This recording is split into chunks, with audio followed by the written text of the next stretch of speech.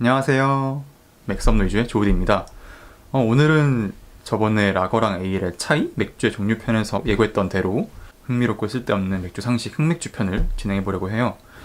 또 마침 저번 주에 또 서미가 흑맥주랑 초콜릿 리뷰를 하면서 쓴맛을 보기도 했었고, 그래서 오늘은 흑맥주는 어떻게 탄생했으며 어떤 종류가 있고 또 특징은 어떤 게 있는지 간단하게 얘기를 해보려고 합니다.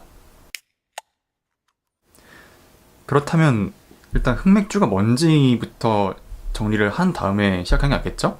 일단 흑맥주라고 하면 그냥 검은색 맥주예요. 흑색, 갈색 등등 짙은 색을 띠는 모든 맥주를 통틀어서 그냥 흑맥주다라고 하는 것이고요. 영어로는 다크 비어라고 하죠. 보통은 커피나 초콜릿 같은 향이 난다고도 하고 견과류의 풍미가 있다고도 표현하더라고요. 크게 포터, 스타우트, 둔켈 이런 종류들이 있습니다. 근데 왜 흑맥주가 검은색인가 하면 커피가 검은색인 거랑 비슷한 이유예요. 커피는 만들 때 커피콩을 한번 볶아서 태워서 로스팅을 한 다음에 커피를 만들죠. 비슷합니다. 흑맥주도 맥주의 재료인 메가를 한번 볶아서 좀 태운 다음에 검게 변한 메가를 가지고 맥주를 만들기 때문에 검은색을 띠는 거예요. 물론 안 볶는 경우도 있어요. 볶지 않은 메가로 맥주를 만들었는데 검은색을 띠는 경우도 있긴 한데 이건 나중에 설명드릴 거고요. 네, 그렇다면 최초의 흑맥주는 어떻게 만들어진 것일까요? 지금까지 최초라고 알려진 흑맥주는 영국에서 만들어진 브리티시 포터라는 종류인데 18세기 초 런던에서는 새로 나온 엷은 색의 페일 에일이 굉장히 인기를 끌었다고 해요. 근데 양조가들이 이제 좀 경쟁력이 있는 맥주를 새로 만들기 위해서 어떤 맥주를 개발을 했는데 그게 갈색을 띠는 브라운 맥주라는 거였다고 하네요. 브라운 맥주는 왜 갈색인가 하면 브라운 몰트라고 하는 갈색 메가를 사용했대요. 브라운 몰트가 아까 말한 그 볶은 메가인데 어떻게 보면 최초로 메가를 볶아서 사용한 케이스라고 할 수 있겠죠? 근데 런던 사람들 중에서 무거운 짐을 나르는 짐꾼들을 포터라고 불렀는데 그 포터라는 분들이 이 맥주를 되게 즐겨 마셨다고 합니다. 노동자의 술이죠? 그래서 포터라는 이름이 붙은 거라고 합니다. 흑맥주 하면 딱 떠오르는 게 기네스 맥주죠?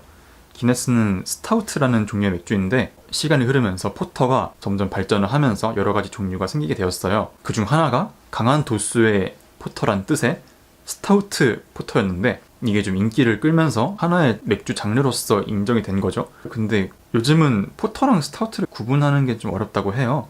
물론 포터랑 스타우트랑 이렇게 딱 나눠 가지고 다른 종류로서 만들어지긴 하는데 생산 방식이나 그런 거에 있어서 엄청 큰 차이가 있는 거 아니래요.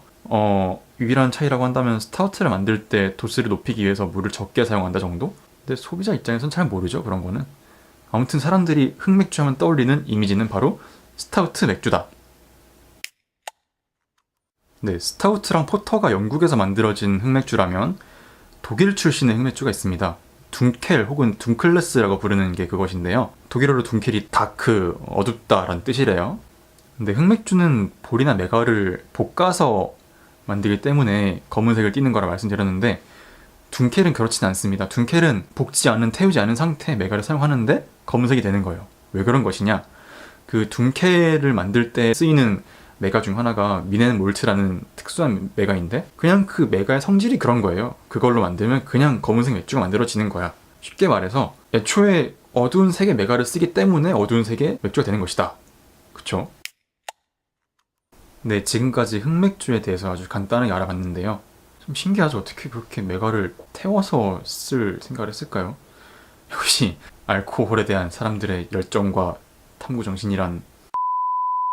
네, 그럼 다음 주엔 또 새로운 컨텐츠로 돌아올게요. 지금까지 맥섬노이즈의 조우디였습니다. 그럼 오늘도 짠! 안녕.